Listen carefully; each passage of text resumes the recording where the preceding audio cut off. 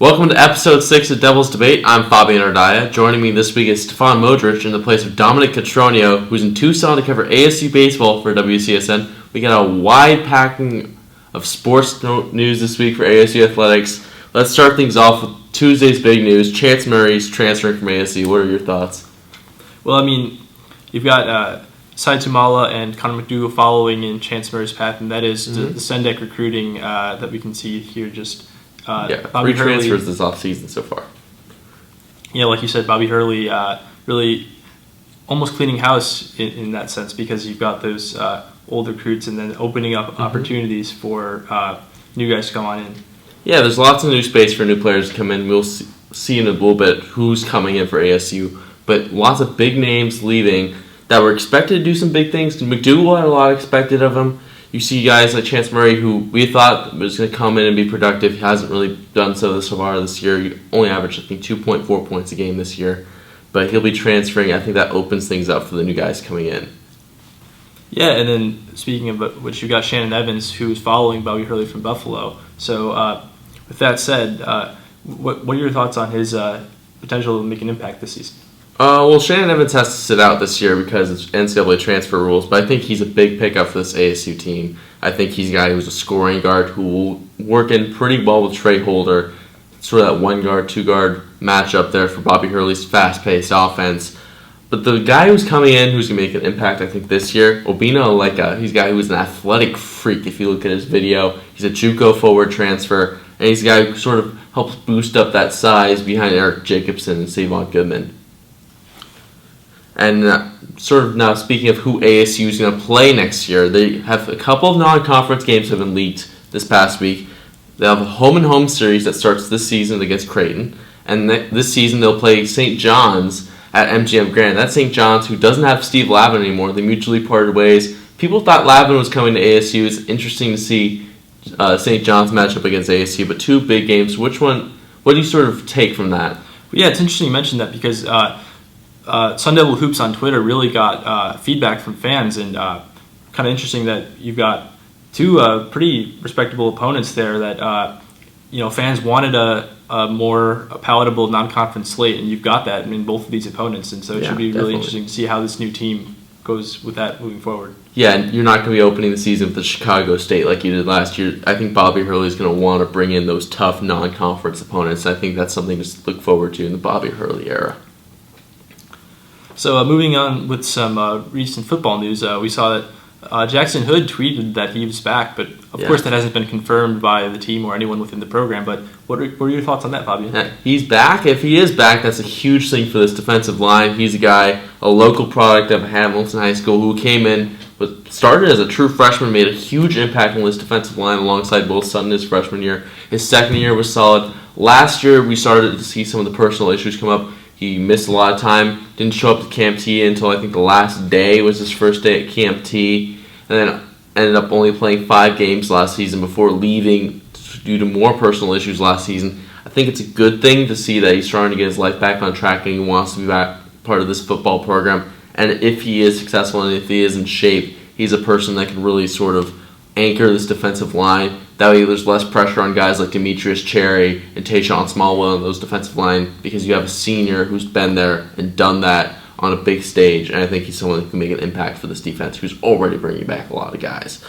And speaking of additions, there's another addition that we noticed last night happened, another big addition to the wide receiving core. Devin Lucien, the graduate transfer from UCLA, he'll be able to come in and play right away for the Sun Devils.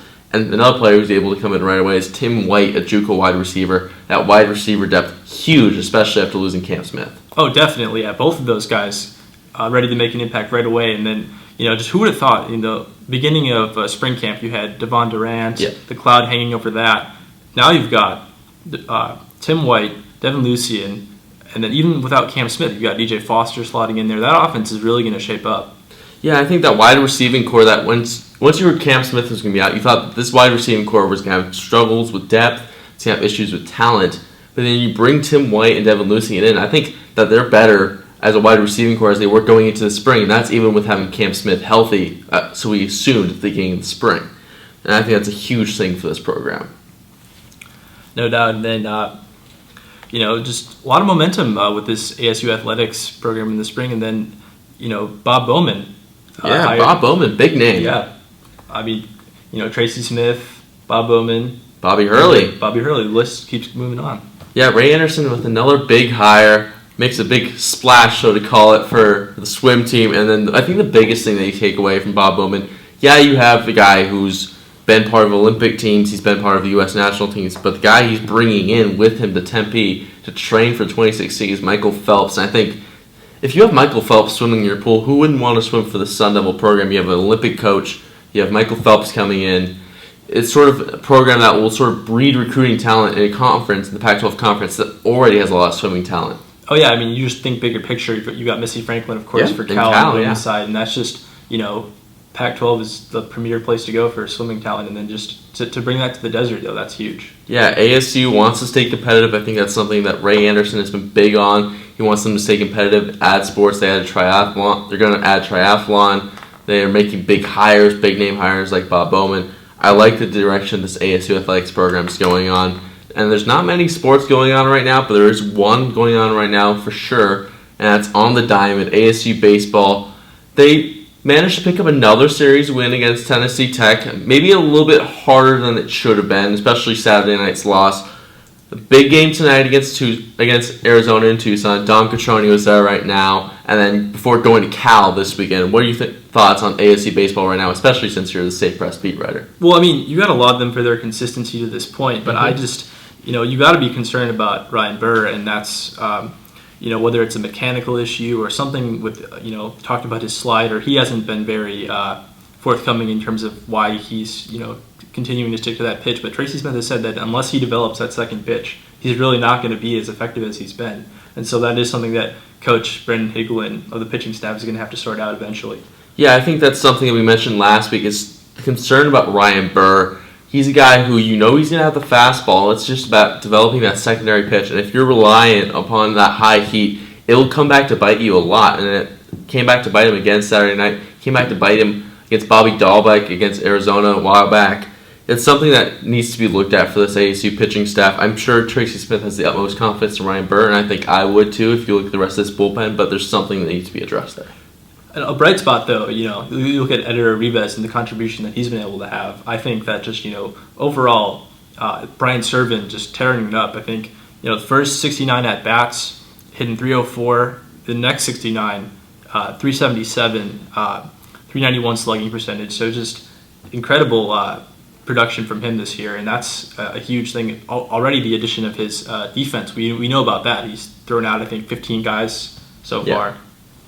And now sort of wrapping things up, let's wrap things up with something that hit big on social media. I don't know if you were a big fan of it, but I know lots of Sun Devil fans are a huge fan of this. History made for the Sun Devils, but it's not in the way you think. Esports making its debut on national TV, ESPN2 covering the Heroes of the Storm, the Heroes of the Dorm Challenge between ASU and Cal in the national championship. Cal takes the win 3-2, but hey, I think it's something it's good to see sort of more ASU students involved in this, and something that I think is something that's very popular in the United States and something that should be recognized. I think ESPN did a good job with this, but I'm sure you disagree. You know what? I'll give you that much.